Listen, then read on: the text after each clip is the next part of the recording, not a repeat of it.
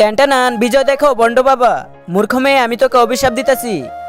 না, হ্যাঁ এই বিজয় কোথায় গেল? সিমরান নিচে দেখো। আরে বিজয় তুমি তো পুতুল হয়ে গেছো। আরে বাবা, আরে সিমরান আমাকে কোথায় ফাঁসিয়ে দিলে?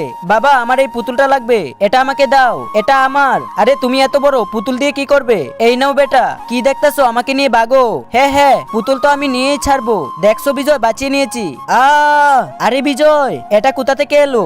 স্যার স্যার, বিজয়কে ফেলে দিয়েন না। বিজয়কে? আরে মানে বিজয়ের পুতুলকে। বিজয় এত বড় হয়ে পুতুল দিয়ে খেলে? স্যার অনেক না করি কিন্তু ও শুনে না। আরে কি বলতেছো সিমরান?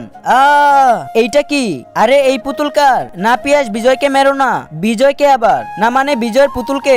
এটা দিয়ে খেলে বিজয়? শালা পিয়াস। হ্যাঁ পুতুল কথা বলে না। বিজয়, সিমরান বের করো, অনেক গন্ধ আইতেছে।